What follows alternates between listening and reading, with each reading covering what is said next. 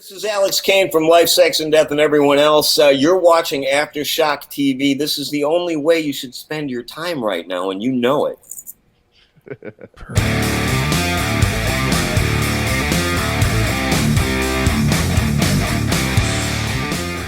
All right, Aftershocks TV. Thanks, everyone, for tuning in once again as we do what we always do here in Aftershocks. We dig into the world of heavy, hard rock and metal, and I'm pleased to have with me on this episode, very familiar face here to Aftershocks, my film partner for our soon-to-be released film, Lifers.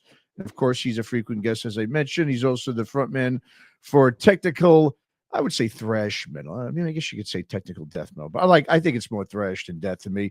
Madras frontman right here, Mr. Tanner Poppet. What's going on, bud? How you doing? I'm doing excellent, Matt. How are we doing? How are you? It's been a minute since we've done one of these, and I hope you're doing well. Yeah, doing well, doing well. You know, as I just, talked just quickly here before we get into our topic of discussion, as I mentioned on the onset here, our film, Lifers, is just about finished. It's on the last edit here. It should be done probably by the end of the week. And then it'll be ready to kind of go out there and ship out to the streaming sites and everything. And so we're hoping to have this thing up and ready for everyone to check out by around June or July sometime, early to midsummer. So we're both excited, I know. And it's been a long time that we've been working on this. So to finally get this out there feels good. So just everyone who's listening, be sure to check it out. Lifers will keep everyone up to date when it's out and where you can, of course, go and view it. Everything's good, man. I wanted to bring on this episode today. I know this is a band that I know recently got into that you really dig. And we're going to talk about it. Before I get into it, though, there's been, as you know, man, there's been a lot of bands over, I'd say, the last 5 years, really since, let's say the pandemic time. We've seen a lot of these bands from the 90s that only put out maybe a couple of albums, that were really had a good cult following, and were just a good underground, rock and metal bands. They're starting to kind of, not only are they having sort of a renaissance, they're bigger than they ever were. One of the bands that recently has been doing that every time I look, I turn on the computer and I look at what's going on in metal. They've scheduled another show somewhere with like 3 or 4 other monster acts, is the band Acid Bath. They just scheduled a show. I saw it in Seattle. They've got, they're really New York. They're basically just playing a lot of the big cities, doing doing reunion shows, having some really big guests open for them. And so they're like the most recent one where I'm seeing this nostalgic. I wouldn't even really call that nostalgic, because they were never really huge to begin with. But I think because of obviously having the internet and then now having it around for the last, almost 30 years, people are able to go back and find out about these bands and listen to them and then discovering it. And then, of course, because of that, they're just, bigger than ever. And the band we're talking about today in that vein is the band Life, Sex, and Death. And as I said, Tanner, I know you, me and Chris, obviously, we interviewed Alex Kane from Life, Sex, and Death last year. There it is right there. Signed by Alex Kane. There it is. So, talk, I just, before we get into what we're going to talk about here, talk a little bit about what drew you to this band. Remember, this band only has one album, Silent Majority, the one you just held up, the one that's behind me right here. But there's something going on right now with this album just keeps getting bigger and bigger. And, what was it when you listened to it that really just kind of drew you into really digging this record? Well, a couple things. You had mentioned that you had interviewed, you were getting ready to interview Alex, or had interviewed Alex about, from Life, Sex, and Death. And I was like, I don't know who that is. And then what ended up happening was you sent me a link, I think, to like the full record. And so is one particular song, it's funny, he actually wrote it on here. It says, Tanner, glad you dig the record and like the clean guitar tone. So I'm like a huge just like tone fan when it comes to, at least especially on clean guitars. Like when bands use clean guitars, it's always like I don't know, it can go one of two ways for me. Like, it's either the worst thing I've ever heard, or it's like it hits the spot for me for some reason. So when I heard the song Telephone Call, that was like game changer for me. I don't know what it was, when the acoustic and the clean on top of it, and just once I kind of heard that, I started to like kind of listen to it a little bit further and say, oh, this is like a really great song. Like, it's not just Oh, like, yeah. I love that song. and I think I didn't even know what they look like Mhm. outside of the album cover. So like, I didn't know all the personality. I hadn't seen all that yet. So I think my discovery for them obviously was through you, but as soon as I kind of heard the first guitar tones and the first notes and then the choruses and just everything kind of came together for me. And I flabbergasted that this is their only album. Now, Yeah. I don't know if that played a part into like this band is amazing because they only have the one album and no stinkers. So I don't know how much that kind of came into play here of like a resurgence of life, sex, and death. Or maybe they're just doing stuff because they want to do stuff. It could be one of two things too. But that's kind of how I discovered them, and I was hooked ever since. This has been nonstop in my car for the last, I don't know, 6 months, Nice. like nonstop. So it's just one of those albums for me where there's so much variety on it with the songs and the catchiness. Stanley, the singer, has got a really great, unique voice. Oh, yeah.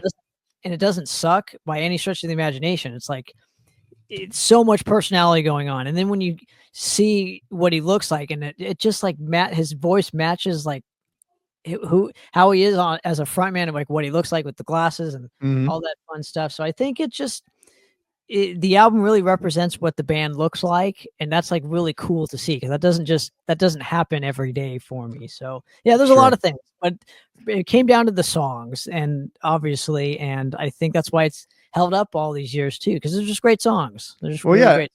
And that's funny thing is, and just to preface, some things here before we get, when we were going to originally do this episode here, one of the main things what I wanted to bring up was about Stanley, the singer, and we're going to get into him in a second because just probably one of the most unique vocalists in rock and roll history. I really mean that because of and we'll get to that in a second. But this is a band that now, like you said, one album, and that's a good point you kind of bring up about. Maybe is because there's a mystique around this band, and maybe one of the reasons for that is because there's just one album. It's a great album. You're right. It isn't like, well, they have 3 albums and one of them is great and the other 2. So you almost kind of lose maybe if I guess I don't want to say like him. Maybe you just because of the one album, because it's a great album. That's all people know about. That's all there is, right? So, which is a good point you brought up. But yeah, this is now a band that never had any mainstream success. Okay, they've always though had a very cult following. A lot of that came from the video for the song Tank. Now, people who were around back then were watching Beavis and Butthead in 1992, 93. They'll know the song Tank. Mama Drag. That's a Beavis and Butthead line for I'm a Tank. But that was the first time. It's a great track. And I remember that's what turned me on to this band was watching that, what a minute at most, I would say, of the song. The clip when Beavis and Butthead are, doing their stuff on the videos and bagging on the videos and what it sounds like and the people in it and so forth, like they used to always do. So yeah, I mean, after hearing that, I'm like, I think I heard it the first time and I said, wow, that was killer, but I didn't see who sang it. And I was like, who sang that, man? Fuck, I didn't know.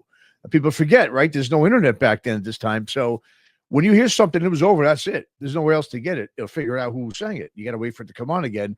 I was fortunate enough that, I saw the episode again of Beavis and Butthead, and there it was. And I made to make sure I paid attention to who it was. And I saw it was a band called Life, Sex, and Death. And so I went out and bought it, which is, I think, how a lot of people found out about this record and bought it as well. I remember spending $10 buying the cassette.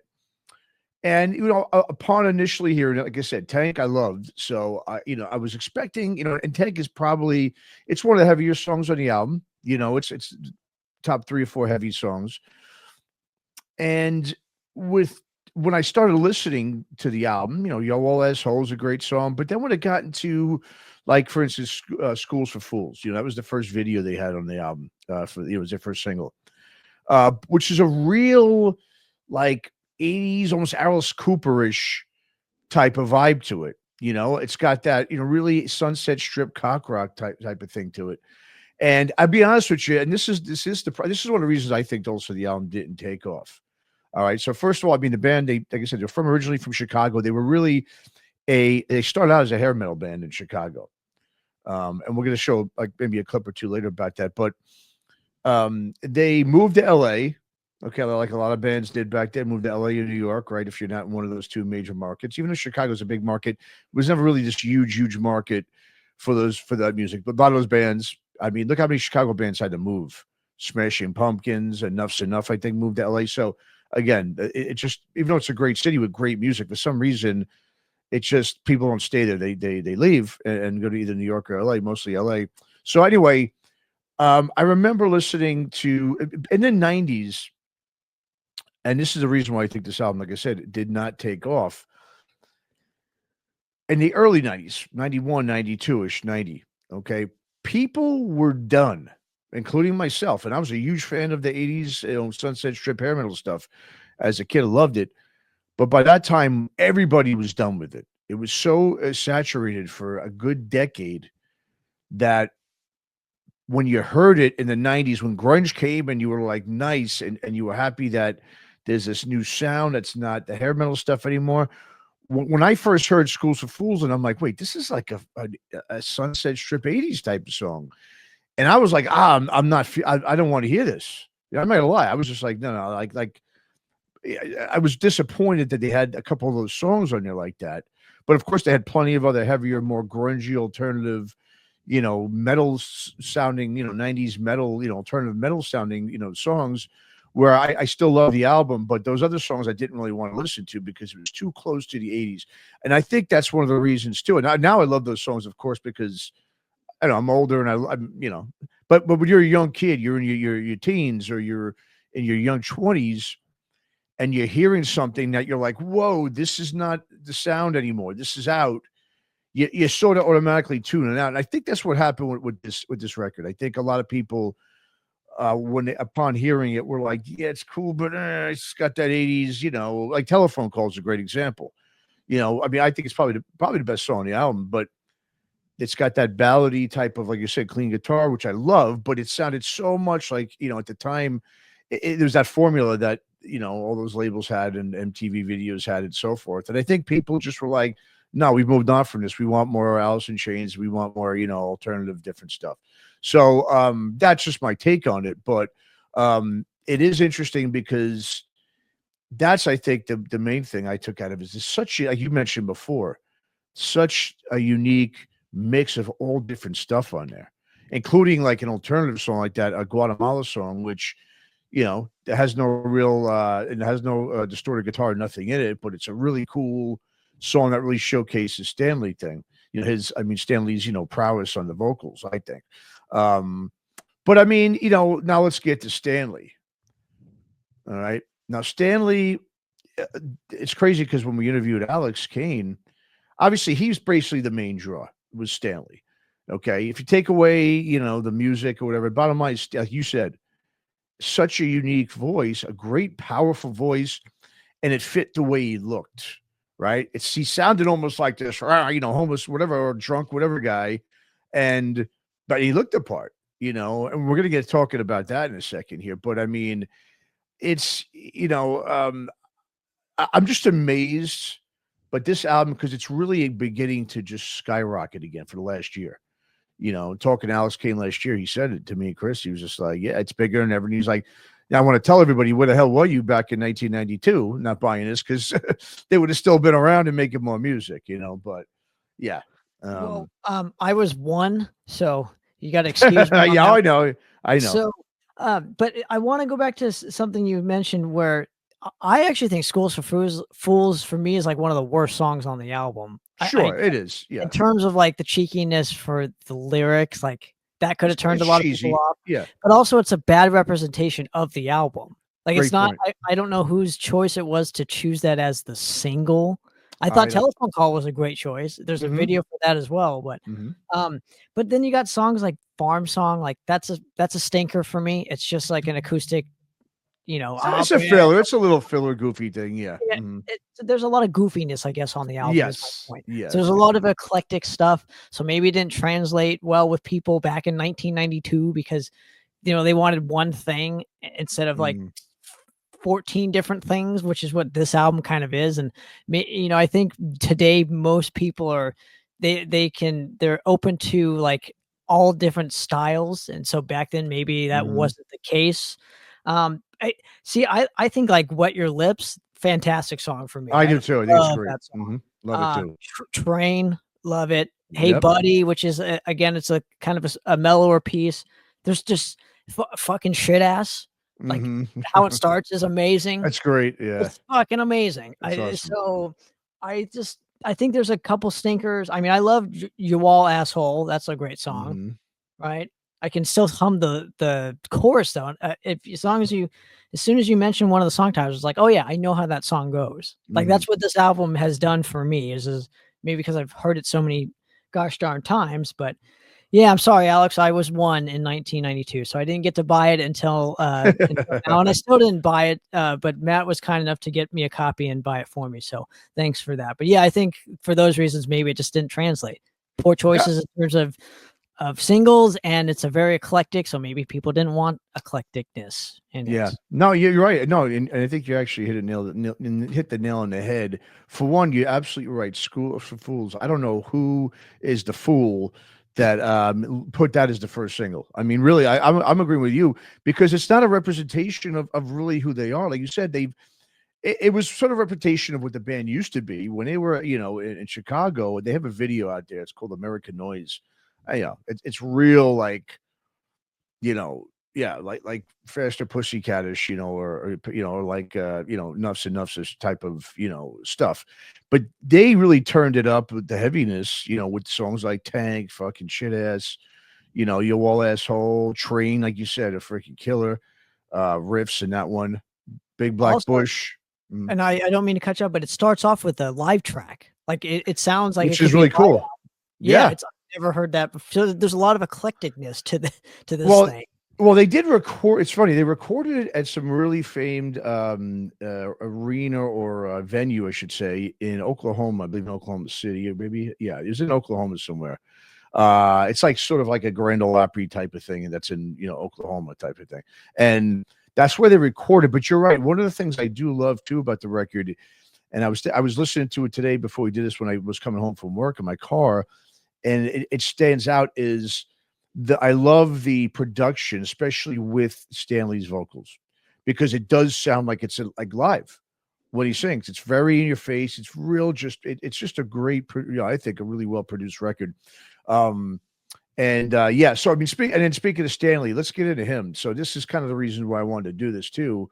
As we mentioned, people that don't know Stanley, he's definitely one of the most, I mean, because they've only had one album, I think this is the reason why not a lot of people know him, obviously, just like the band themselves. But if you know the band, automatically, Stanley's, it's one of the most unique characters. I mean, yes, amazing voice. Guy can move up there. That was the funny thing. So his shtick, right, is that he's this homeless guy, like a homeless kind of drunk guy, holes in his shoes and smells. Now, supposedly, this is the crazy thing was, the guy's name is Chris Stann. That's his real name, and that's where you get Stanley, right? So it was a shtick thing, and obviously it was a gimmick, right? He portrayed a character that was a homeless guy. Now the thing about him, though, is it was a bit of a method acting thing he was doing. This wasn't like he just got, went behind stage and came out in, bummy looking clothes and like, here's this little shtick. This guy actually lived this way. I mean, Alex told us what he would do when they moved from Chicago to LA. Right after, usually band practice, and they're all done, they had dinner, whatever, 6, 7, early evening or so. He would take off. I guess they had two places. I believe he said, if I can remember, they were like right next to each other or whatever, or he slept in a different room or something.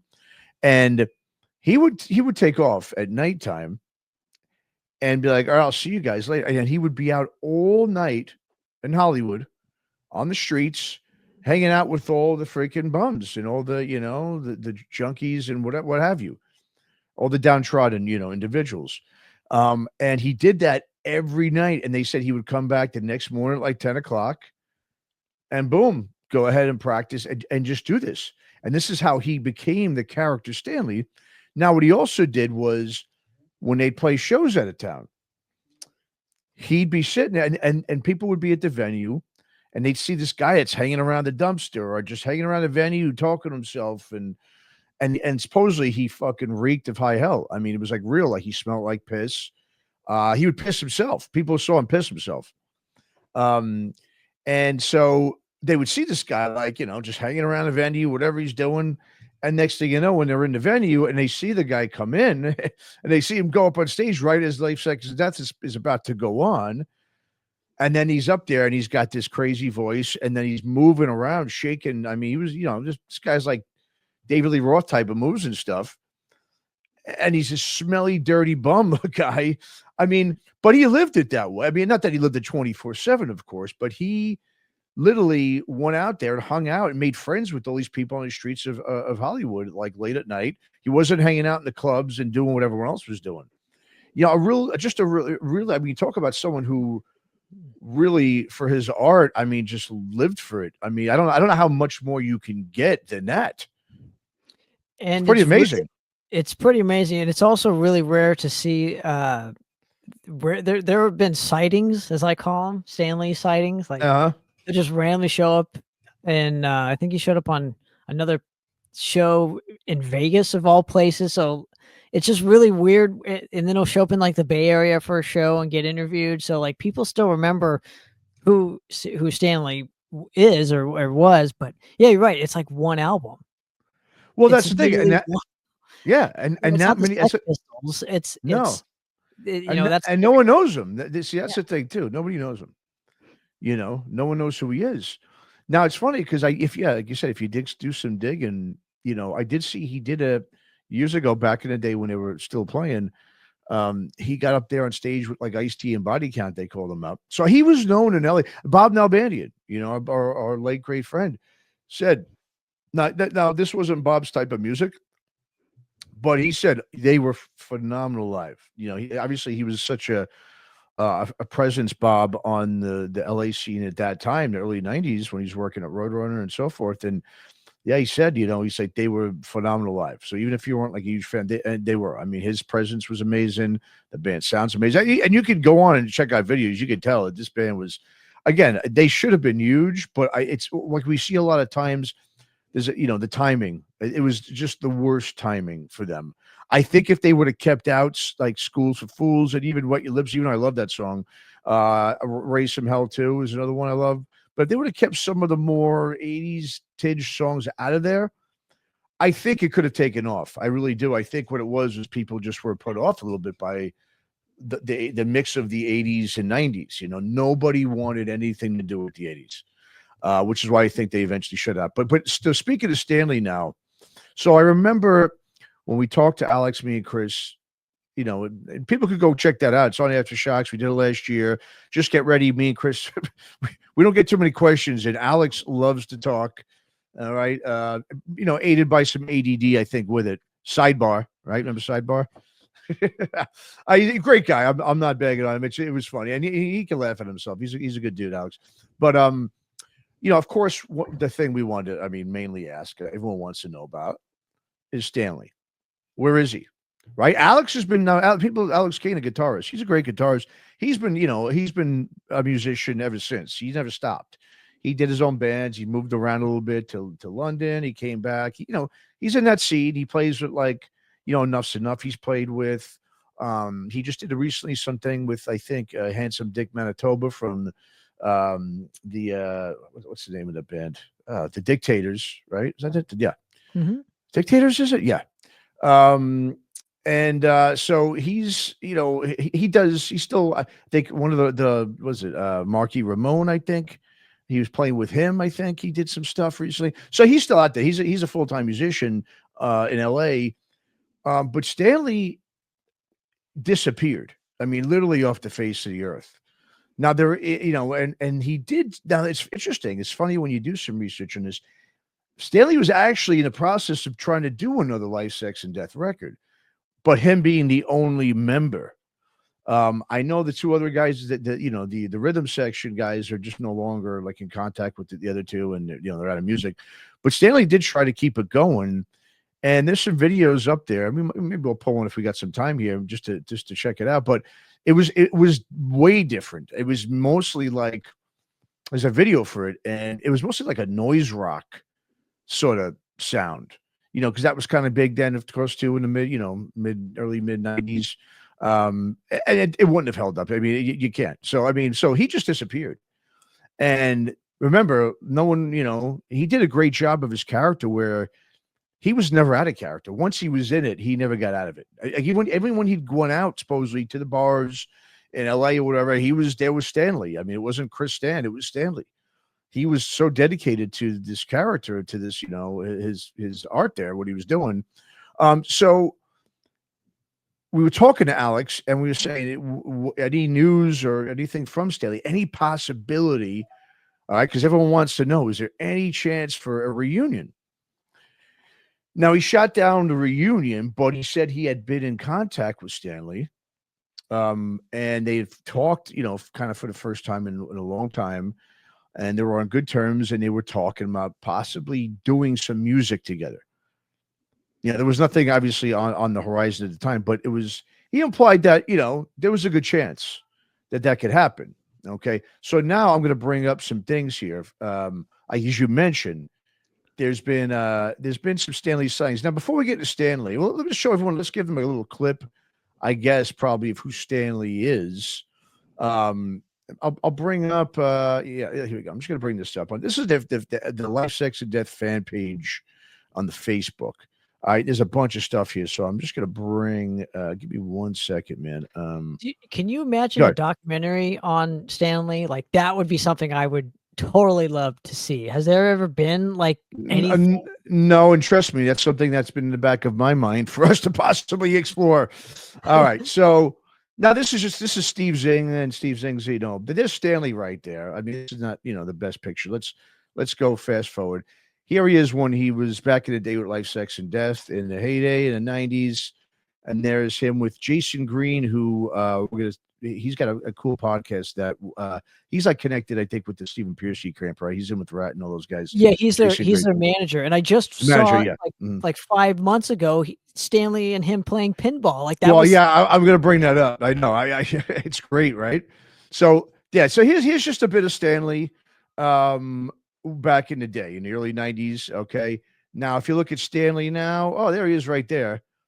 Kind of, he's got the same, glasses. Supposedly those are his real glasses. Those are the glasses he wore in everyday life back in the day. Those weren't like done on purpose. Those are actually his real glasses, for what Alex told us. So I want to give a clip of Stanley to the people out there. We got to give, let me see 1 second. I'm going to, because I don't know what it is. It just amazes me, this whole Stanley thing, the character. It really does. He certainly has a presence. Like, there's no denying that. I think everybody kind of connects him because he's like the weird guy that you root for. Like, if Tim Burton made a movie about him, that would be the guy he would make a movie about. Yeah, no, you're right. You're right. And well, the thing is, it's funny. It's kind of in a way how sort of the character came about. Alex told us was basically because everyone wanted to know, dude. It was, of course, when the shtick was going on, is this real? Is it fake? Well, I mean, come on. I mean, I think everyone put two and two together, right? But Alex, we were asking him about, the person and how did he even create this? Because remember, Life, Sex, and Death when they started, he was a regular singer. He was a freaking hair metal guy. Here, we'll bring up just a picture of him. 1 sec. Let me add that there. All right. So there they are right there. He's on the top there. There's Stanley on the top. All right. Obviously, got the long frizzy, teased hair. That was him. Right. Wow. Looks nothing like him. And there's Alex right here. He looks the same, but there's Stanley right up there. Looks like Joe Elliott. Huh? He looks like Joe Elliott. Yeah, he kind of does. Now you go from that to this. I mean, Yeah, it's a huge deal. Now, here we're gonna bring up this video right here. I'm gonna put the see if the volume can come on here. Hold on a second here.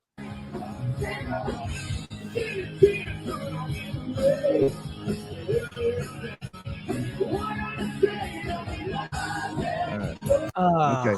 So, well, listen. Well, that is Rikki Rockett's band right there. That he's. Oh, I see. Okay. Yeah, Yeah. it's Okay. Rikki.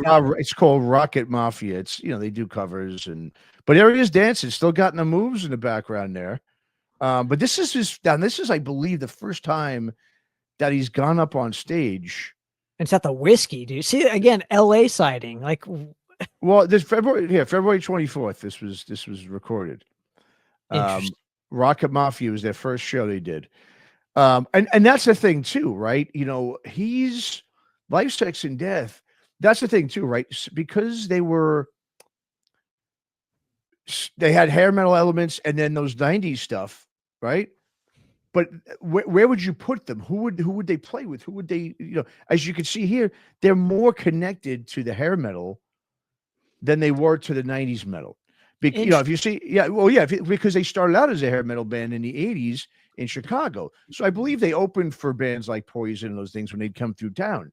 So that's really where they got their start. They were just a band that was able to go, all right, we're up to the 90s here. We got to change our sound, right? Changed it. And I think Alex really is the key to that because of the the riffs he wrote and the music he wrote. But they were able to transform it where a lot of bands couldn't do that. Now, what helped them able to transform is no one knew them from the 80s, right? They were just a local band in Chicago. No one knew them outside of that. So they were able to transfer over because no one knew them. And so it's like, okay, here's this, because they were originally called LSD. And then it was linked into Life, Sex, and Death. Well, so to answer your question, I would put this band more towards Alice in Chains. Well, I would when it comes to the music, but as you see, they're personally more in tuned with the Poisons and the hair metal. Hear me out though, real quick. Yeah, because Alice in Chains started out the same way, right? They started out as a hair metal band. Yep, absolutely. Yep. Into like the more grungy, quote unquote, style band. Now it's the same thing with this band. In terms of sound wise, like they would fit more into like I would say Last Crack. If anybody knows who Last Crack is, they were a band that's had the same kind of production as this. They made a couple of records back in the day. They were produced by the same producer as Alice in Chains. So I would put kind of those three bands all in one. Like those would be the bands that they would tour together and it would be fine. Well, you're talking about Dave Jordan producing? Because he did Last Crack and he did Alice in Chains, but he didn't do Life, Sex, and Death. No, but the production reminds me of that whole time period. Got you. Okay. Like the early 90s, kind of everything was very warm sounding. Yes, I see what you're saying. Okay. Yeah. Those bands I could see you asked what bands they could play with. Those would be the kind of bands I would put. Got you. I see what you're saying. Yeah. Yeah, that makes sense. I see what you're getting at. Absolutely. I'm gonna bring up here. I was telling you they tried doing a second. Stanley tried to do some new music for them. I'm going to bring this up, and we'll listen to this for a second here. It's a YouTube video, really interesting and different. And this is something, like I said, I want to give people here a little bit of a taste for ones who haven't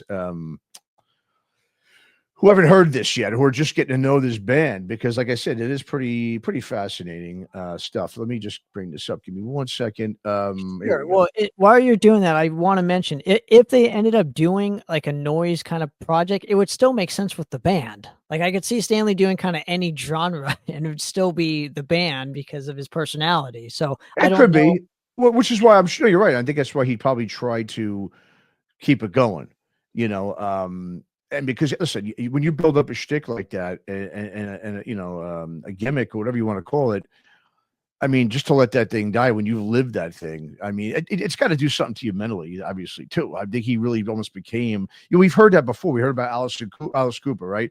Alice Cooper said he was always in the character of Alice that eventually overtook him, where he was acting like Alice 24/7, being that guy.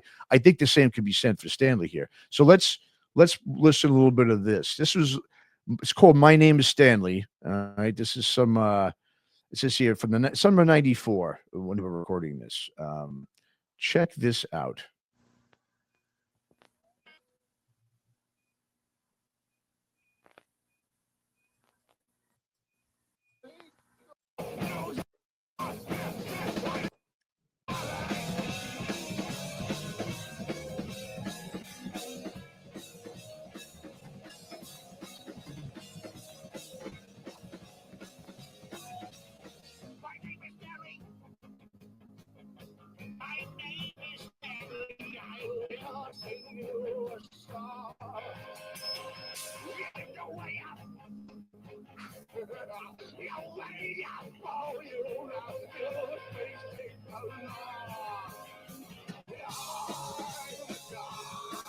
Okay, just want to give I don't want to put too much in there, but so there's what I guess he was trying to start to do, and obviously that didn't take hold, and it was all shelved.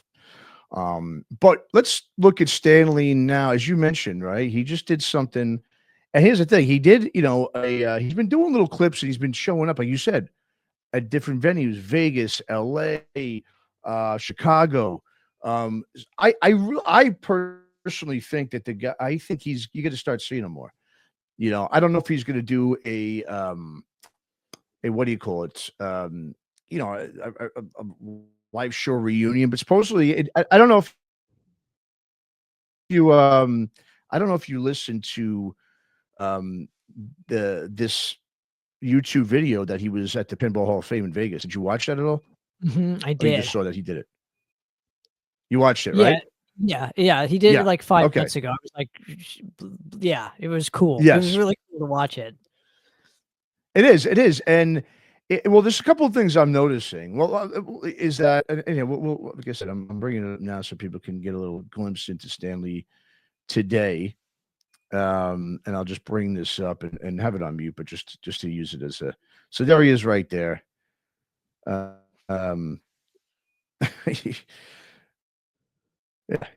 he's back. You understand? There was a clip last year.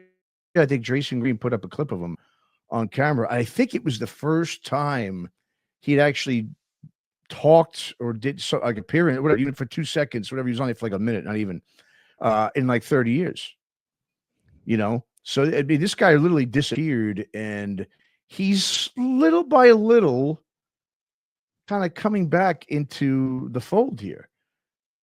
Just jammed last month or a little over a month ago with Rikki Rockett at Whiskey. In this video, if you watch it, I remember this guy that he's here right here, Gare Bear. That was a funny name. He said that he's actually writing music. This guy, and that's the thing too. Remember the last song on the album, Rise Above, the piano song? That's all Stanley. He plays piano. I mean, the guy, that's the thing, is the guy, he's pretty freaking amazing, man. It's not like, he's just one trick pony. The guy can also play music too. He's not just a vocalist. But yeah, this is a pretty, here's the latest of Stanley. If anyone wants to check it out, this is the longest you can see him in the video. But if you notice in this video, Jason Green keeps asking him, "Hey, we're gonna do a full length interview, right?" He asked him about 2 or 3 times towards the end, like just assuring everybody like that you agreed that you're gonna do a video with me, interview. But he's just like, yes, of course, later at the end. But he really, again, he does a great job, this guy, of really keeping the mystique of Stanley, meaning he just does a rare appearance here and there. He doesn't do interviews. He hasn't, put out new music. He hasn't played a show. But his character peeks around once in a while, pops in, and takes a picture with someone. It's like, whoa, look, Stanley. Again, just a really, yeah. Now the thing is now everyone, of course, my whole thing was Stanley's like, dude, so what's this guy like non-Stanley? Who's the real character? Chris Stann, right? That's something, I was always wondering about. Well, there is a clip or two on YouTube that we're going to show you right here as well with Stanley, the real Stanley, and what he looks like outside of the character Stanley. All right. Wow. Yeah. You've really done your research. Yeah. Well, I said, we're not just going to go on here and shoot the shit for 2 seconds, give our opinion. I definitely want to show people this stuff if they haven't seen it already. So let's check out Stanley. Now, here he is. This was in 2014. So it's not that long ago. 11 years ago. But here he is, Stanley. There's 2 of them here. Let's put on, let's get this one. This is the one because it's also got Chip's Enough in it. And Chip is the one that gives away the secret here of Stanley. It's him, because the first video they don't even say his name until this one happens. Okay, let's start here. Next one of these. I brought this. Yeah, Oh, are you shooting video? And then I'll screen save it. I think so. I'm gonna go like this, though. Okay, guys. I'm sorry. Yeah, no, we're counting. Without touch, you know. All right. We shoot video, Yeah. great, bro. Oh, thanks, Awesome, you man. guys. Hold Thumbs on. up. We go back a long way. All your friends, I'm one of the loyal guys to you. Oh, I hail you. I hail you. The living legends. Oh my God. Years and years. And we're gonna know each other like Stanley, life, sex, and death. That's That's it, it, There it man. is. That's it. Lifetime. He's the guy. And you can see he I don't think he's really like happy that they said who he was. You know, because I don't think he wants people to know, you know, how he is outside of his character. You know, I mean, that's just, you know, some people like that, right? They just want to keep that separate from the public. But that's him. That's Stanley right there, Chris Stann, you know, out of character, talking like a normal guy instead of his character. So pretty fascinating. Now the question is, you know, so we're talking about this for 40 minutes. See, I could talk about this band all day. The question now remains, Tanner, is something happen now? Supposedly, like I said, I read something the other day too. No reunion on the horizon. He's not going to do a reunion, but I really believe he's going to put out new music.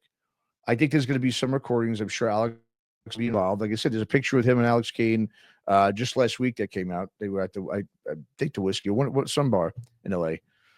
So I don't know. I think something's going to come of this. That's just my opinion. I don't think you come out of not being, you know, seen 30 years almost. I think there was some sightings of him in like the late 90s, early 2000s or something in Vegas, same kind of thing. He did a couple sighting video things that he does. There's some weird shit. If you go look up Stanley Life, Sex, and Death, you're going to find some videos of him like at his house or whatever, like playing with caps. And I mean, just weird, really off the wall stuff. Probably was drunk or something doing it. Who knows? But, you know, I don't think you just come out of the woodworks after that long and just do this just to go, hey, I'm just here, Stanley. No, I think he's coming out because he wants to do something. You know, like I said, I don't believe in a reunion. I don't think a reunion is going to happen, but I do believe maybe there'll be Stanley and there'll be a show with him, and Alex will get up there and they'll do those songs and they'll do some of his new songs or something. You know, just well, I mean, hopefully he doesn't pull a Vinnie Vincent and like rip off fans for 30, you know, for a bunch of money and then like not do anything with it after 30 years. Mm-hmm. Put on a Hillary dress and I don't know, do nothing with it. So I don't know, maybe he'll do some shows. I could see him doing maybe one show. I mean, or maybe one show. Yeah. I don't think he's going to tour. Let's put it this way. No, he's not going to have a full band. He's not going to tour. But how great would that be if you played the whiskey? I mean, listen, I would fly down to LA for that, no problem. I mean, there's no doubt I would do that. Yeah, I'm wouldn't that big mind. of a fan. Yeah, me you know, too. and I need to see him live. I need to see the guy live. I didn't get to see him back in the heyday. I would love to see them play these songs live. I've never seen the songs live. It's just it's a real, like I said, the mystique of this band is, I think, off the charts. It's still there, and you know, when I interviewed Alex last year and I got you that CD, I got myself a vinyl, and he was saying like, yeah, these things are just going left and right. You know, I mean, he's making a ton of money. Now they're not really, you know, there's not many of them that are sold. So what Alex does is interesting. When he goes overseas with his bands, he'll find these albums, whatever, he buys them, you know, for people, because then he can bring them back to the States and you have to pay all that shipping and stuff. And then of course he takes a cut himself, but you know, but he has a whole bunch of stuff. So if anyone wants to, you know, buy anything, hit up Alex Kane on his Facebook. That's where you do. You just say, hey, you got any Silent Majority vinyl or CDs? He's got them, because it's hard to find. It's out of print. I just think something's going to happen with this. Sorry, he'll sign for you. I said he'll sign them for you too, and he'll sign for you. Absolutely. No, he's a as nice guy. As a fan of this band, I'm really grateful that you know, to have this like signed by one of my favorite. They're one of my favorite bands of the '90s. You know, for sure. I never heard of them until like even last year. You know, I listened nonstop. So I hope they do something, but I also am reserved to say that as well, because it could turn into like a terrible reunion or terrible image and tarnish like the album for me. It could go one of two ways. It's really iffy on when a band should come back together. You know, that's a separate discussion for another day here, but I think in terms of this, like, I wouldn't see why they couldn't just do one show. I think that's what would probably happen. It would at least just start with that. If anything came about it, it would start with doing one show. I don't think you could. I don't think it would be Life, Sex, and Death because you'd have to have the other guys, right? They're not going to because they only did one album, right? I mean, sure, you get a bass and and a drummer to fill in. I just don't think they would do that. But what I think they would do, like you said, is do a special show, whatever they would call it, where Alex would be there playing guitar and he'd be singing.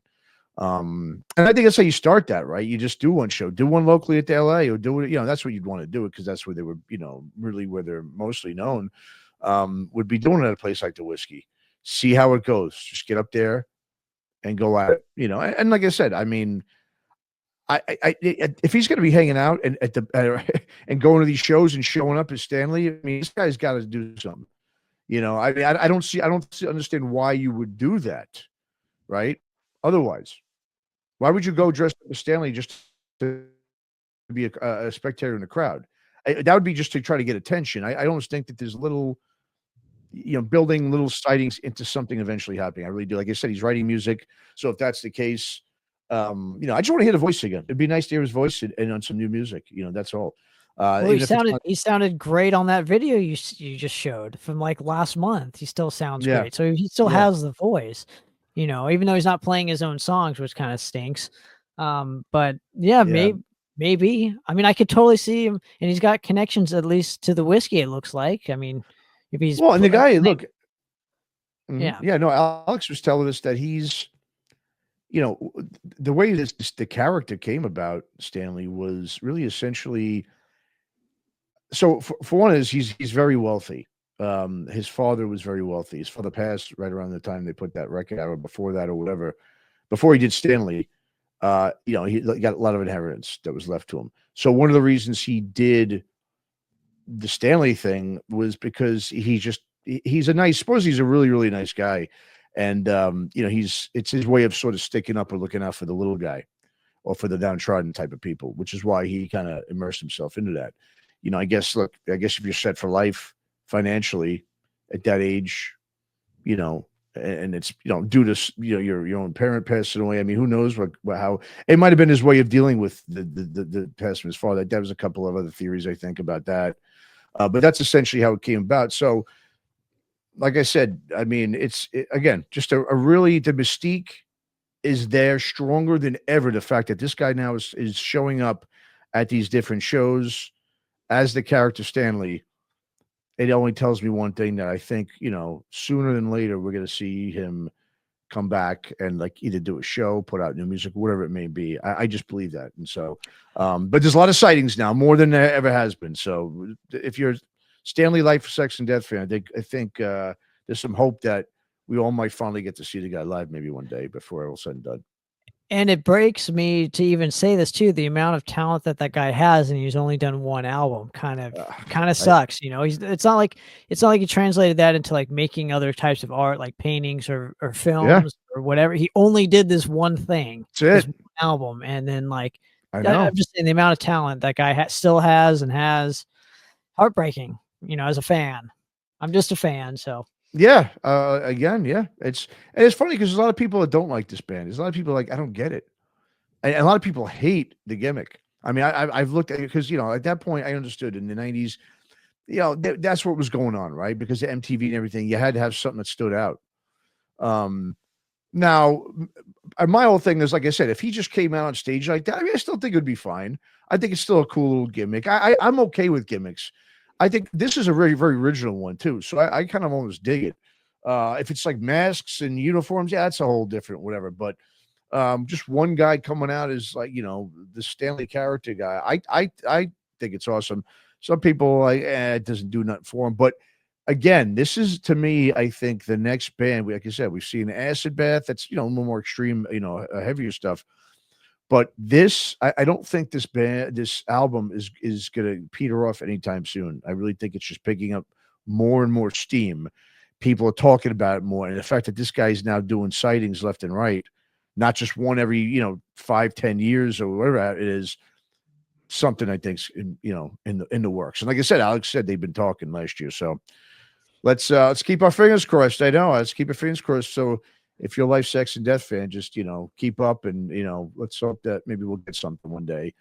Because to me, yeah, they're probably they're the top, not probably, they're the top 3 one and done band that I think ever existed. So, just my 2 cents. Another point that I want to bring into maybe the popularity thing or the resurgence, are people covering the songs? Like I think Corey Taylor covered Tank, if I'm not mistaken, on his acoustic he record. He even did Farm Song live. Oh, did he? So people are covering the song, so that it tends to bring new people into like, hey, what's that song? And they look into the band. So maybe that's good point. Playing at some sort of, I don't know, part in the resurgence very good point. band. Oh, you're right. So, no, it is. That's a great point, actually. Corey Taylor has been championing these guys for a while because they were big in the Midwest, and obviously that's where he's from, right? Iowa.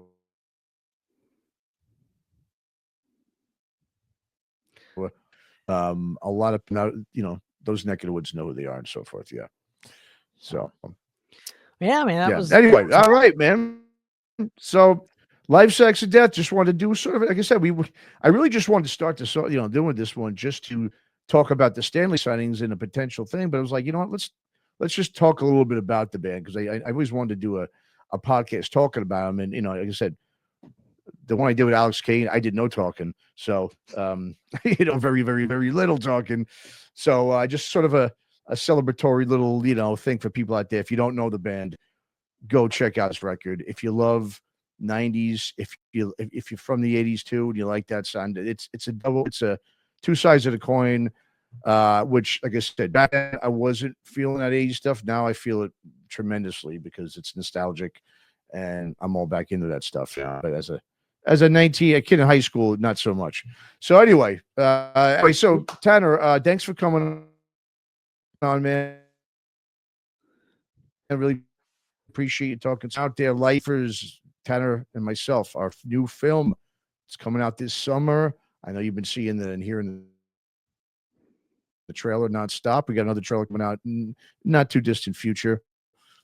Just keep up. You can go to Lifers page on Facebook, Lifers the movie, and we'll be keeping everyone up to date on what's going on with that. And Tanner, anything else you want to throw in here before we eat this up? Yeah, go get a copy of The Silent Majority. There's a lot of sidebars on it, a lot of different ways that the album goes. So if you're into, maybe that's where the sidebar thing comes from, as Alex's maybe. Anyway, but yeah, go pick it up if you're into like just good, solid rock and roll music. This is a great band, great record, and you'll be hooked like me and Matt are. So, and we're looking forward to getting Lifers out there to the world and just seeing what you guys think of it. So we appreciate everybody. Matt, I appreciate you. Thank you very much for including me on this. And yeah, looking forward to hopefully doing many more. Absolutely. All right. And with that, we are going to bid everyone a farewell. Thanks everyone for listening and watching again. And we will see you on the next episode of Aftershocks TV. Take it easy.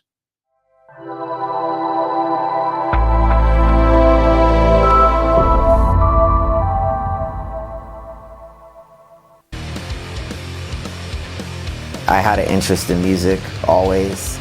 It's always kind of been around me some way, shape, or form.